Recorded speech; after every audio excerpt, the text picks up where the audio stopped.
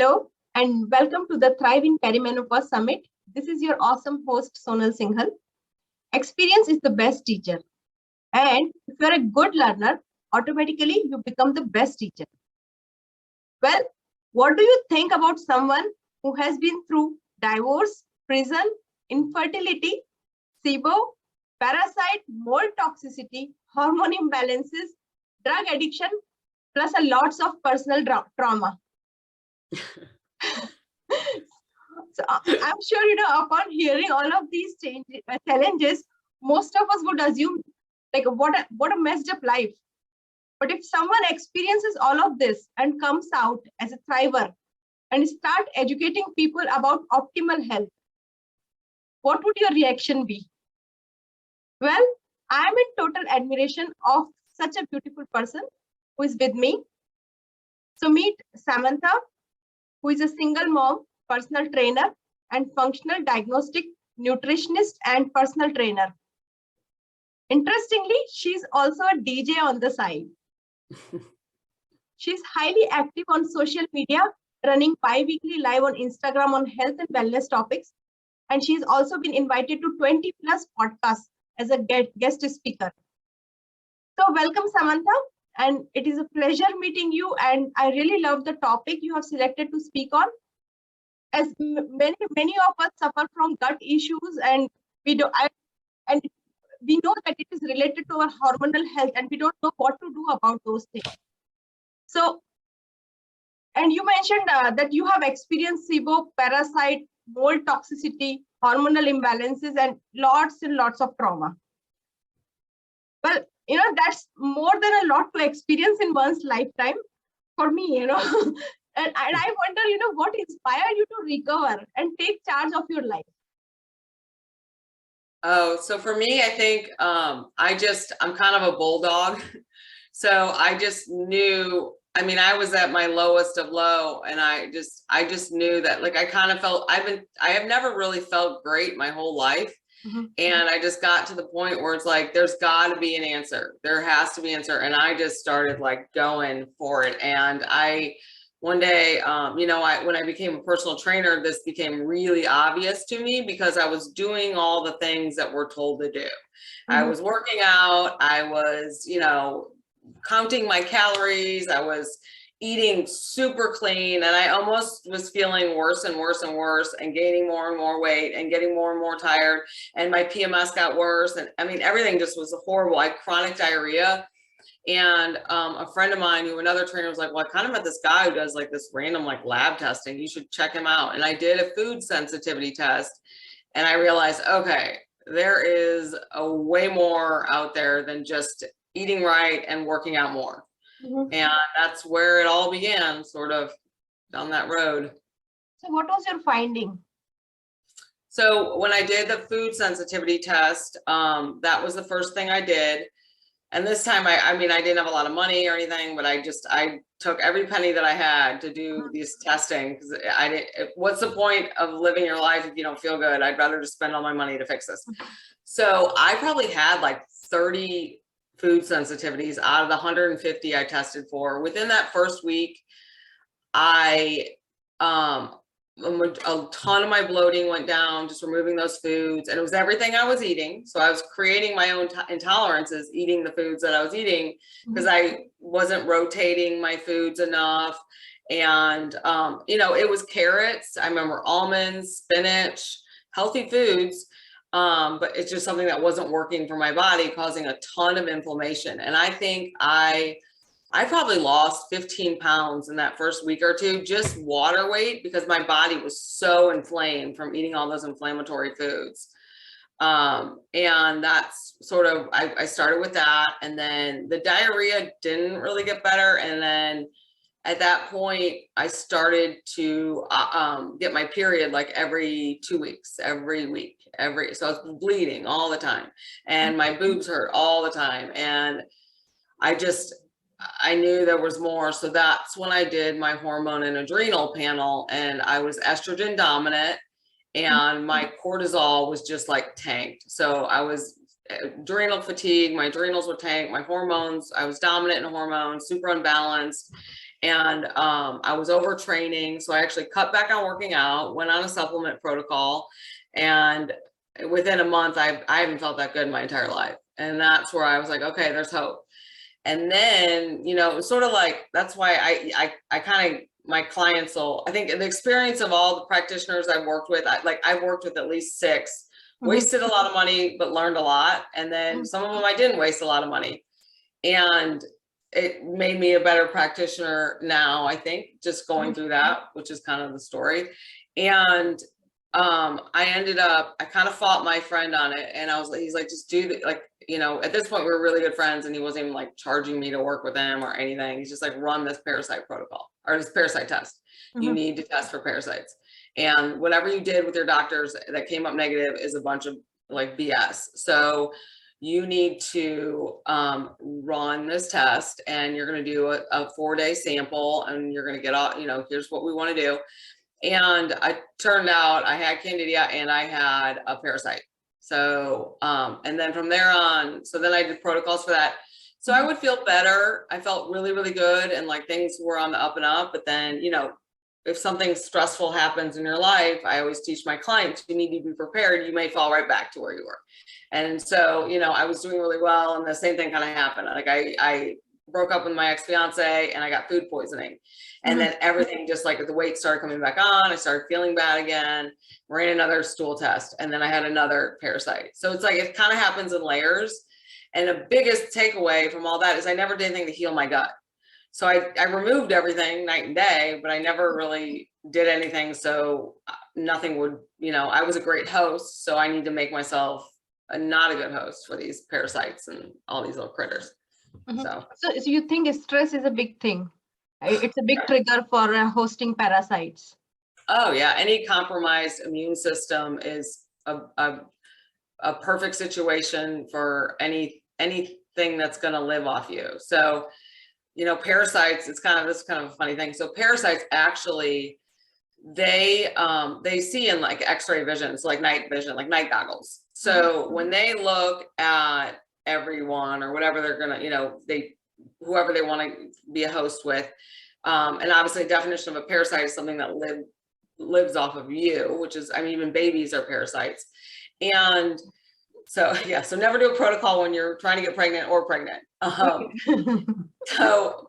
they see so if you have an inflamed body, your body temperature will be elevated. So they're going to see red and orange versus like blue and, you know, green, where you're a little bit cooler. So they're going to see that in their x-ray vision, and they're going to thrive off you. So they're smart. They're way smarter than we give them credit for, I think.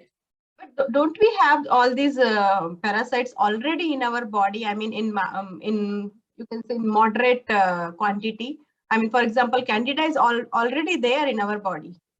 Yeah, a lot of us have parasites living in us daily, you know, all the time, but it's some are asymptomatic and some are symptomatic. Some are totally normal. We need them. I mean, they're great to have, and you know, we need them, but there's other ones that can definitely cause and like wreak havoc in the body. And especially if you are not, your immune system's already compromised due to, you know, I mean, it could be stress, it could be, you know, taking, you know, you've been on some sort of like antibiotics that or something that tore up your gut, so it's really leaky, and your intestinal wall is very permeable. It could be you know, hormone imbalances, too much cortisol in the gut, going through menopause, you know, there's a wide variety. I mean, toxins from the environment, you know, or, you know, having a copper IUD. There's a lot of different variables that can cause these things to flourish. Even just being around, like, you know, electronics all the time can actually cause like mold to grow, you know, and wreck. So how do we figure out, you know, actually, I mean, is there a way to figure out like what is the root cause of our leaky gut issue, or say why are we hosting these parasites so much, you know, despite eating good food and healthy food, you can say. So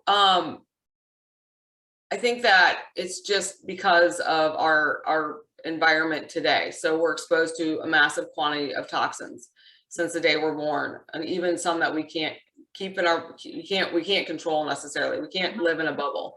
Through our food, through our water, a lot of people just don't know, like water carries, antibiotics, all these other bacterias and stuff like that.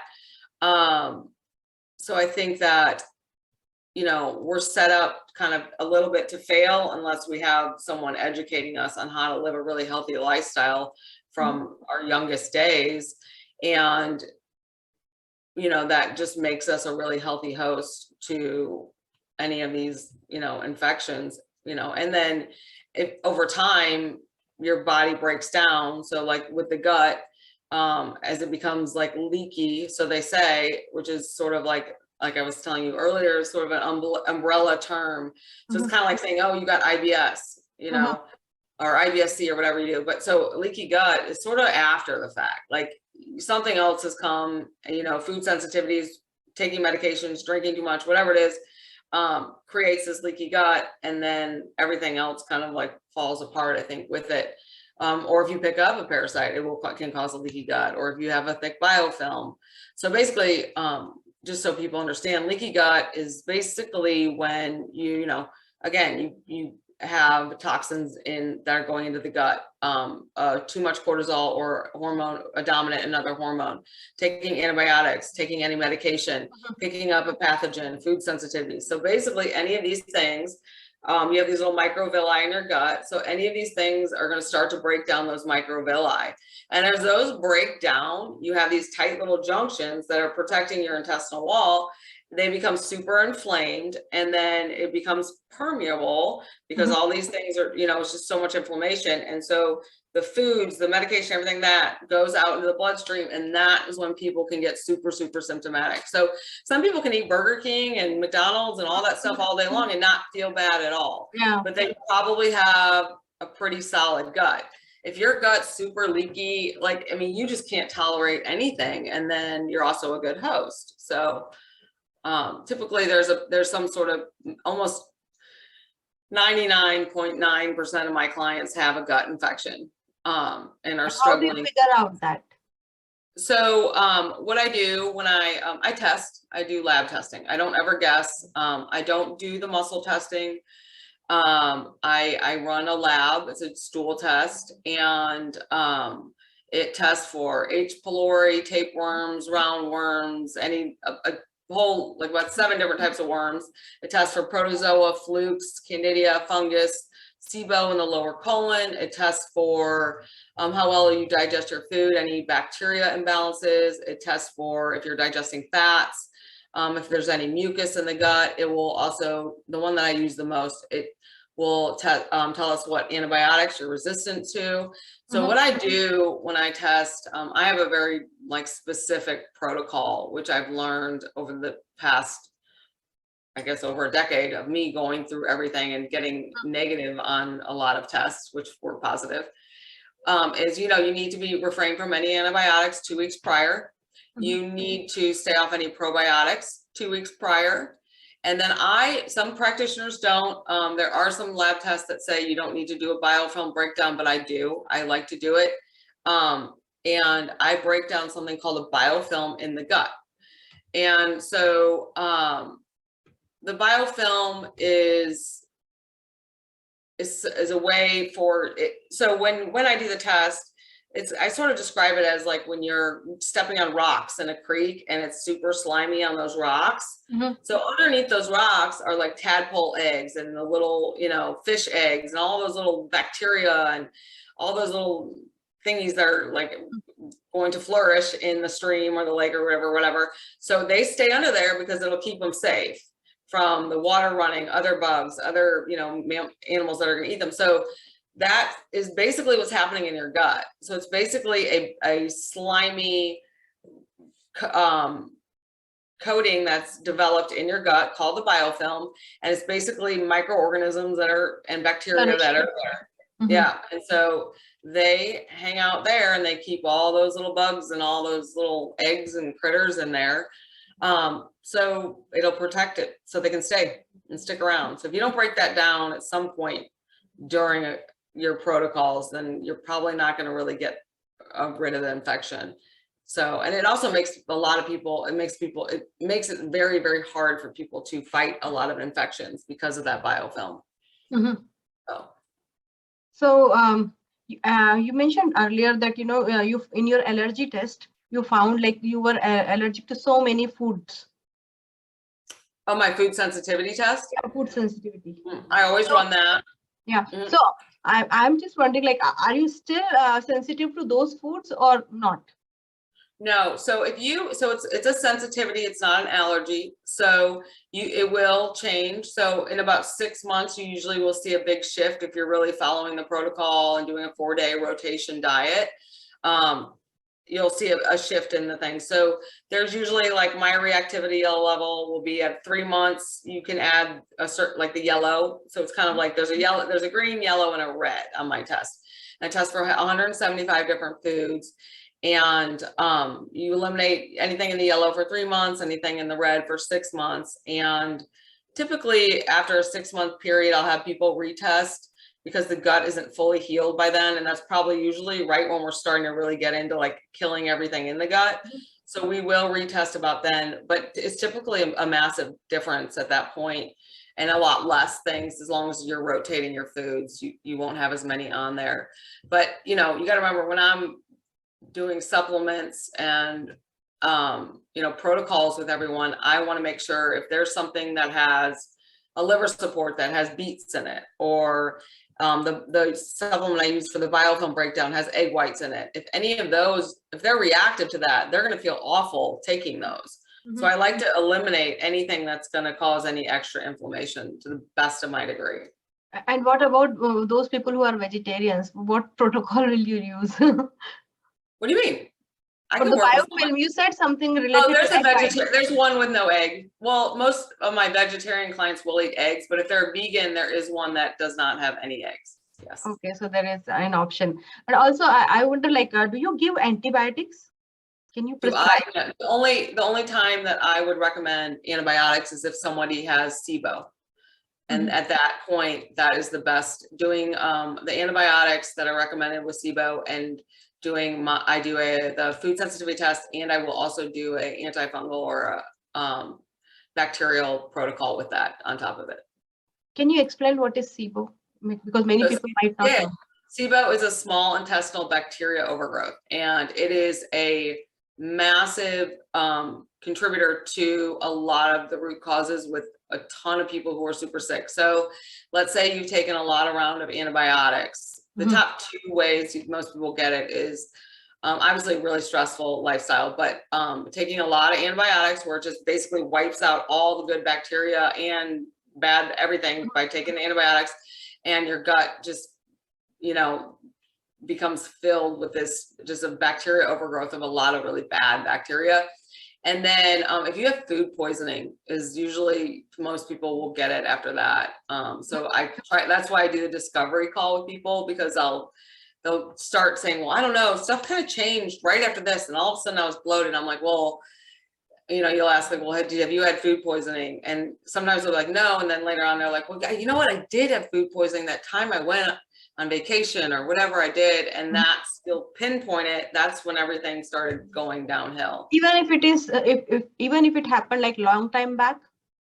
I think so, for sure. From what I'm experiencing, yes. And some of the studies that I've read do show that. And go ahead. And you are based in US. Yeah, mine. So, I mean, if somebody approaches you, will their visit be covered by insurance, or how much will they have to pay? So actually, I try to work with them. A lot of them have already established a relationship with GI doctors. Some of the clients who come with me, or I help them. They can get like anything I can get covered by insurance that I feel is a quality lab. I will do that. But the SIBO test, a lot of times I will have them just go to the GI doc and get it done because it's covered. But my labs, the food sensitivity test is not. You can use like a health savings card if you have that with your insurance to pay for me or to pay for those labs. But otherwise they are not covered by insurance. And how much do they cost generally? So they run from $250 to about $400 between the labs. My heavy metals test is way cheaper, but it's not that bad. I mean, 250 to 400. I mean, if you have your health. On your health, I mean, yeah. No. So, and are you somewhere similar to naturopath? What? I mean, Are you similar to naturopath? Yes and no. I mean, I think there's definitely some crossover for sure, but definitely like the education that you get with a naturopath is very different than what you would get as a functional diagnostic nutritionist. But, you know, I've done tons of extra courses and things like that. So I always try to stay on top of my game with everything. And one thing I do want to say about SIBO is that it has a high relapse rate. So really you don't ever get rid of it. You're in recovery. So with SIBO is something you got to remember, you are in recovery. So let's say something traumatic or trauma or something stressful, or you go on a vacation, just eat crap for a week and tons of sugar or whatever, it could and most likely will come back. And that's sort of the same thing with like your adrenals. Like if you've had adrenal fatigue and been in that really chronic like state of stress, then the likelihood of you getting adrenal fatigue again, if something, you know, stressful happens, is pretty high. And I always, before I do anything in the gut, people are doing at least 2 months of a protocol to support the adrenals and the hormones in the liver and like the detox pathways. And what is that protocol? I mean, if you just give some idea on that. Oh, so it just depends on the lab, but it'll be supplements. So typically it'll be some sort of adrenal support depending on where their cortisol is. If we need to put them on some bioidentical hormones, we'll do that. Lots of vitamin C to help aid in like repairing the adrenals is one. I use a lot of licorice root to help increase the half-life of cortisol, like really, extract like licorice under the tongue. But don't like that, you can't take that long term, just FYI, because it can cause high blood pressure. And it also, if your cortisol is really high, you actually don't want to take it. So it just depends. That's why it's really good to run labs and not just play the guessing game. And what else? I always do a liver support. A lot of times we're supporting like methylation too. And really from there, it kind of depends on the person and what they have going on. If they have high cholesterol or whatever it is, we'll support all that too. So Samantha, you are sitting in US, and if somebody want to consult with you from say India or say some other country, I mean, do you still take those clients? I do. I have a client in Hong Kong, and she has a PO box, so we're able to ship things there. And she actually usually comes here like once a month, and she'll run her labs. She'll come to the US and just like run her labs. In London, I just picked up a client in London, and I have labs out there that basically like sister labs for all the labs that I use out there, and a practitioner that, we just kind of work together to get that done so someone can do it. And if they can't run labs, there's other ways to optimize your health and definitely get healthy and work on things. And even you can take some supplements, we just really monitor it. And I wouldn't go put them on hormones just out the bat without running a lab. I don't do that.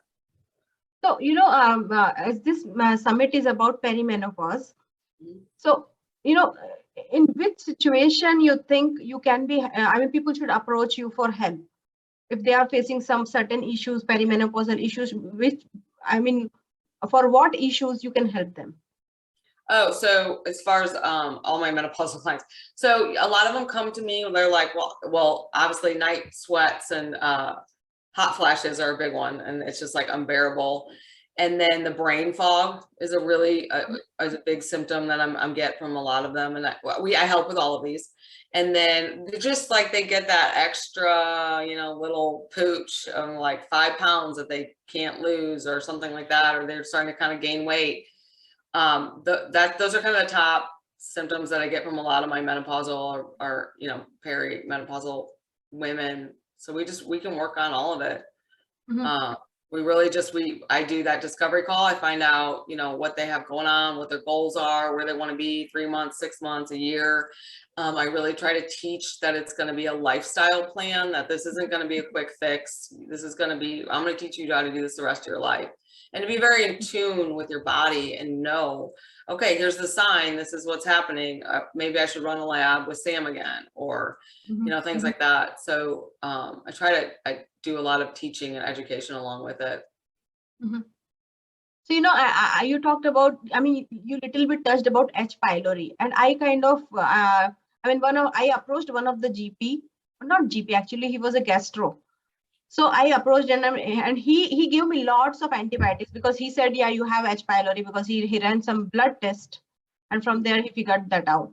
But it didn't help me. I mean, my situation became worse because I'm a very sensitive person. So I have become like, I have become scared of reaching to doctors. Yeah. Oh yeah. Well, most of mine have been they've done it all. They're like, I don't even know what to do Yeah. anymore. I'm going to try you. And doctors, it's really hard to be an advocate for yourself with a doctor because they know more than you. My dad's a doctor.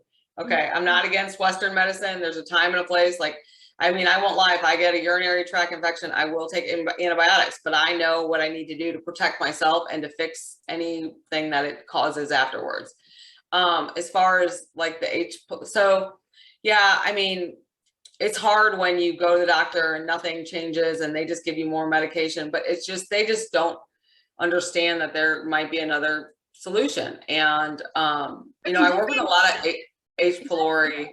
Isn't it that H. pylori is always there in your gut? So like 1 out of every 4 people have it. A lot of people have it, but most people are symptomatic. On my test, it tests for like the level of H. pylori. So they might have some, but if it gets to a certain level is when we know it's going to be problematic. And so H. pylori though is a big one. So I have a lot of, like, if people come to you with like GERD or reflux, or if any of you guys have GERD or reflux or something that feels like a hiatal hernia, it is always diagnosed with that also in America. Yeah. And you can find a chiropractor that can work on the hiatal hernia. Another great tip is wake up first thing in the morning, drink a pint of water, and just jump up and down. And it's kind of like a muscle. It's kind of like taking a weight, and it's like doing a workout on your hiatal hernia. And basically that will help take the stomach tissue and push it back down. So you just jump for like a minute or 2 with that water in there before you do anything else, and that can help with that. And then the chiropractor can actually help push that back down, and then avoiding like the trigger foods for it. But with GERD, with H. pylori, so the GERD and the reflux if you have H. pylori and you take the medication for GERD or reflux, it is basically going to cause the H. pylori to grow even more. Okay. So what is in that, it will actually, the acid that they have in the medication basically will cause that bacteria to grow like crazy. If that bacteria grows like crazy and that becomes so inflamed in like your esophagus, that is when people start to get esophageal cancer and all of those, really, really like diseases that could kill you. So it's always like when people are like, I'm taking digestive enzymes, I'm like, well, does it have HCl? So like you never want to take a digestive enzyme with HCl. So hydrochloric acid is literally like It is so common. It is so common. Well, yeah, and it's like giving H. pylori like candy, like here, go have fun, like grow away. So you actually, if you need to take a digestive enzyme and you haven't tested for H. pylori, make sure it does not have HCl. So I test everybody before I put them on any digestive enzyme like that for HCl. Anybody who has GERD or reflux, instantly I'm like, we're doing an H. pylori test, like first thing that we'll do. And I do a 3-day stool test with that. And it's an antigen test. You can get it done at your doctor. There's a blood test. I mean, there's a lot of ways you can do it. You can get a lot of false negatives. So, Yeah. So much is possible. I mean, and you can never question your doctor because you don't know that much. This is another thing. Yeah, I know. Oh, I know. I've been fired by 5. So when I had learned enough to know kind of what my body needed, I remember I went to an endocrinologist, and she told me I needed antidepressants and that I was depressed. And I know depression, and I know when I feel like I'm just crazy for no reason. And it was because my hormones were so off.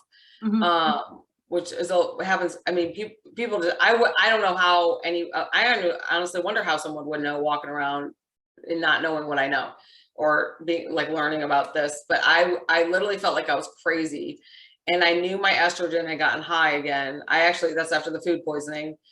And I just was like, I need progesterone. I just need some progesterone. They wrote me a script for antidepressants, and then they wrote me a script for something called spironolactone, which they use for acne, and they also use it as a testosterone blocker. So here I am taking a testosterone blocker because I told them I had water retention like really bad because my estrogen was too high. So when your estrogen's high, you're going to retain a bunch of water. You're probably going to gain weight, and it had nothing to do. So they put me on a diuretic, which is spironolactone. So they put me on a diuretic, which is also a testosterone blocker, and then antidepressants when all I needed was some progesterone. And that's when I was like, that's when I got certified to do all this on my own. I'm like, I'm done. I called them back. I told her what she did. She fired me. She sent me to another doctor. The other doctor was like, well, I'm not giving you progesterone. And I was like, I can't. I was like, because I did it. I actually did it because my dad in Western medicine is like, if you really don't feel good, go to a doctor. Here's the name of them. Go to these doctors. I was like, fine. At this point, fine. And I got the runaround. I'm like, this is not working. So back to the drawing board. And, that's when I just progesterone is a big thing. I think one of the speakers said the progesterone is not the issue. It's your estrogen. But in my case, I asked my gynec to check for progesterone, and it was slightly low. She said it's slightly low. But, I am a sensitive person. So that slight low was causing problem for me. And I started taking some supplements, for not progesterone. She gave me progesterone, Dufeston, but I didn't take that because as I said, I'm sensitive. So I started taking magnesium citrate. Okay.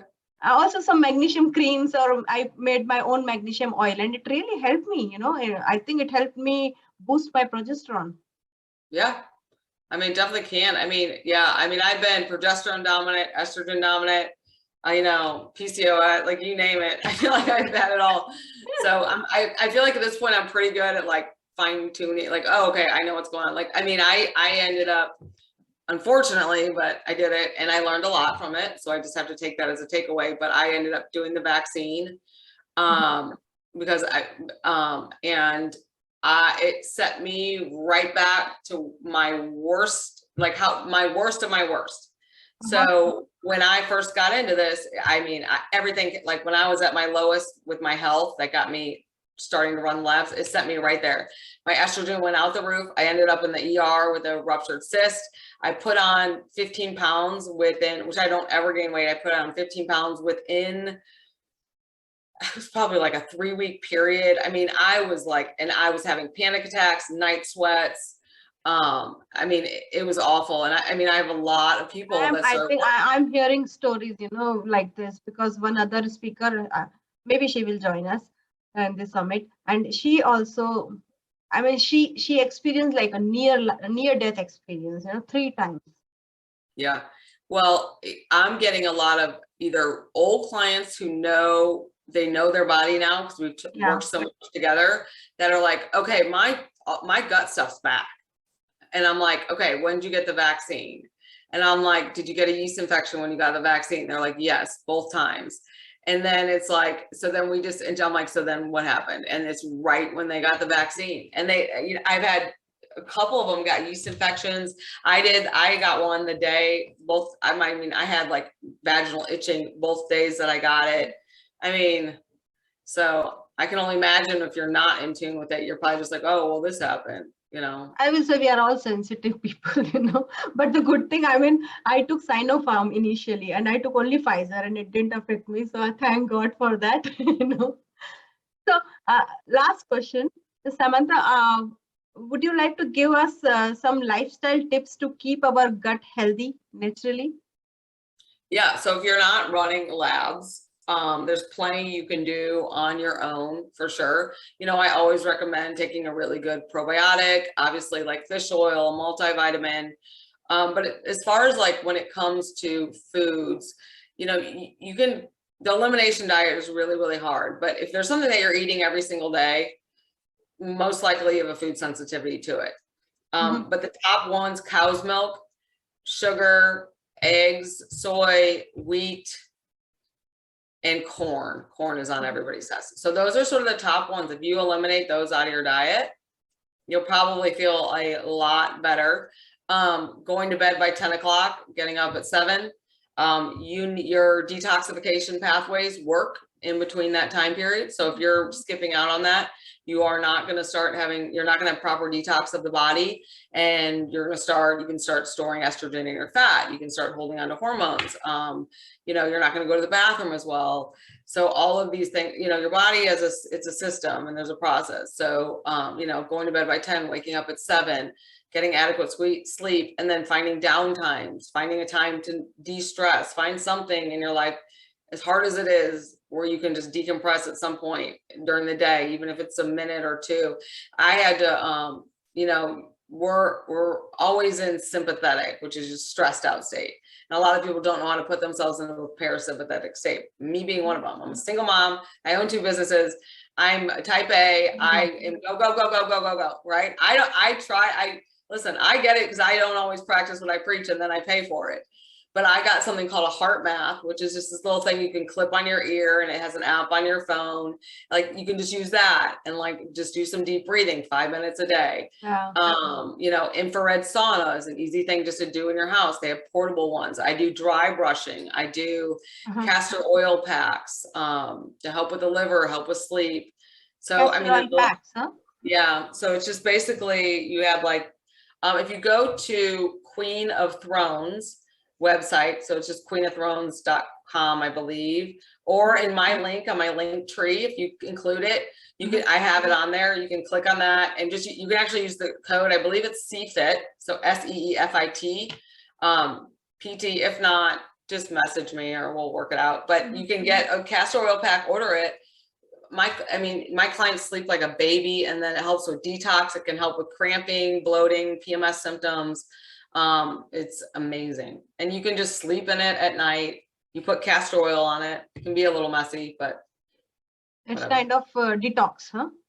Yeah, it's really good. So these are all just kind of like home hacks you can do. So I do a lot of coffee enemas, infrared sauna, dry brushing, castor oil packs. I just got a new red light mask for anti-aging.